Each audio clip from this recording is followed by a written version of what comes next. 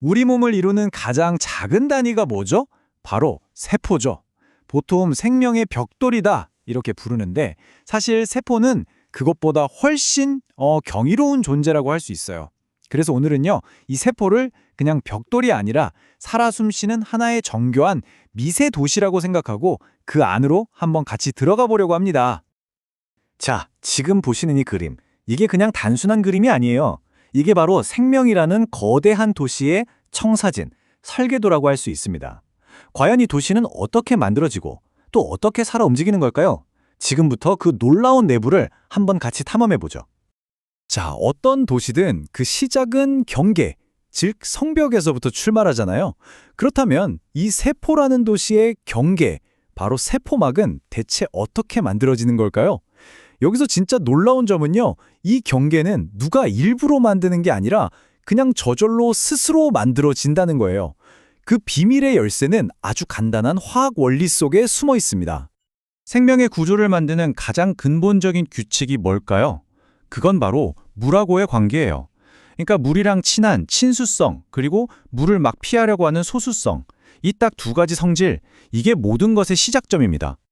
자, 이게 바로 세포막을 만드는 기본 벽돌 인지질이라는 분자입니다. 이 친구가 되게 재밌는 게 뭐랄까 두 개의 얼굴을 가지고 있어요. 여기 머리 부분은 물을 엄청 좋아하고요. 반대로 이 꼬리 부분은 물을 어떻게든 피하려고 하는 성질이 있거든요. 자, 그럼 이 단순한 규칙이 대체 어떤 마법 같은 일을 만들어낼까요?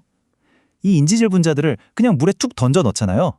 그러면 물을 싫어하는 꼬리들끼리는 자기들끼리 안쪽으로 쏙 숨어버리고 물을 좋아하는 머리 부분은 자연스럽게 바깥쪽을 향하게 돼요. 그 결과 누가 시키지도 않았는데 완벽한 이중 장벽이 저절로 만들어지는 거죠. 이게 바로 그 유명한 자기 조립으로 만들어진 성벽입니다. 정말 신기하죠? 자, 이렇게 튼튼한 성벽이 만들어졌으니까 이제 안으로 한번 들어가 봐야겠죠? 이 도시의 핵심 시설들은 과연 어떻게 돌아가고 있는지 한번 살펴보겠습니다. 도시 안에는 경제를 움직이는 핵심 부서들이 있습니다. 단백질을 만드는 리보솜, 제조와 운송을 담당하는 소포체, 포장과 분배를 맡은 골지체, 그리고 도시 전체에 에너지를 공급하는 발전소, 미토콘드리아까지. 자, 그럼 우리 하나씩 직접 방문해 볼까요? 자, 우리가 처음으로 방문할 곳은 바로 리보솜입니다. 이 작은 공장들은요, 우리 생명 활동에 없어서는 안 될 단백질을 정말 쉴 새 없이 찍어내는 말 그대로 도시의 핵심 생산 시설이라고 할 수 있습니다. 자, 다음으로 가볼 곳은 소포체입니다. 이 거대한 막 구조물은 뭐랄까 도시의 거대한 산업단지 같은 곳이에요. 리보솜이 붙어서 단백질을 만드는 조면소포체랑 지질을 합성하는 활면소포체로 나뉘어서 이렇게 각각 전문 분야를 나눠서 생산활동을 하는 거죠. 자, 공장에서 물건을 만들었으면 이제 배송을 해야겠죠? 바로 우체국으로 가야 합니다. 골지체가 바로 그 우체국 역할을 하는데요. 소포체에서 온 단백질들을 받아서 좀 더 다듬고 분류하고 또 목적지에 맞게 딱 포장해서 도시 안팎으로 보내주는 역할을 합니다. 근데 여기서 우리는 정말 기가 막힌 개념과 마주하게 됩니다. 바로 분자 기계라는 건데요. 이게 무슨 비유나 추상적인 개념이 아니고요. 진짜로 여러 부품이 조립된 초소형 기계들이 세포 안에서 물리적인 일을 하면서 이 도시를 움직이고 있다는 뜻입니다. 이게 정말 믿기 힘드시겠지만 바로 그 분자 기계의 실제 모습입니다.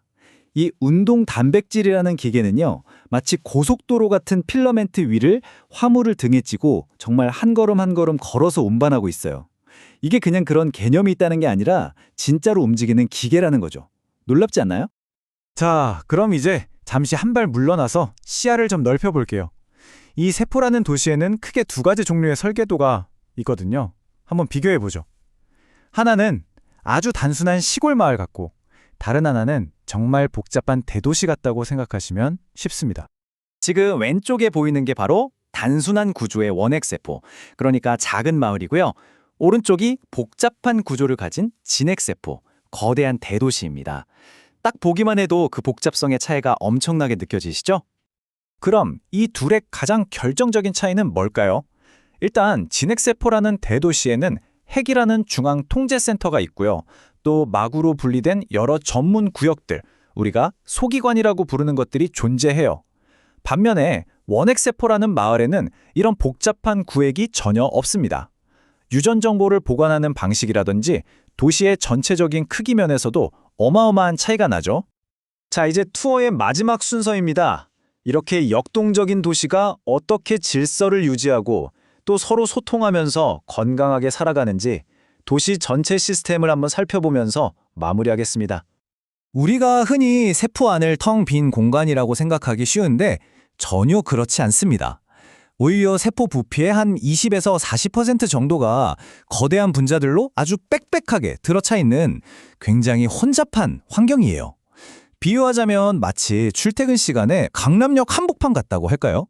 이렇게 복잡하고 붐비는 도시에서는 당연히 품질 관리나 환경 미화가 정말 중요하겠죠? 바로 단백질 항상성이라는 시스템이 그 역할을 담당합니다.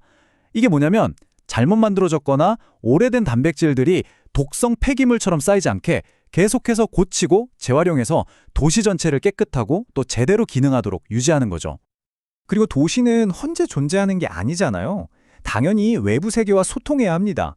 신호 전달이라는 과정이 바로 세포가 외부에서 들어오는 정보를 받고 그걸 해석해서 상황에 맞게 반응하도록 하는 일종의 도시 통신망이라고 생각하시면 됩니다. 이 통신 과정은 보통 4단계로 이루어지는데요. 일단 외부 신호를 수용하고 이 신호를 내부로 전달하고 그에 맞는 반응을 일으킨 다음에 마지막으로 이 신호를 종결시켜서 너무 과하게 반응하지 않도록 막는 거죠. 이 과정에서 칼슘 이온 같은 아주 작은 메신저들이 아주 중요한 역할을 합니다. 정리해보면 정말 단순한 경계선 하나에서 시작해서 이렇게 완벽하게 돌아가는 거대하고 분주한 도시 전체에 이르기까지 세포는 정말이지 자기 조직화의 걸작이라고밖에 할 수 없습니다. 그저 단순한 물리 화학 법칙들이 모여서 이렇게나 경이로운 복잡성을 만들어낸 거니까요.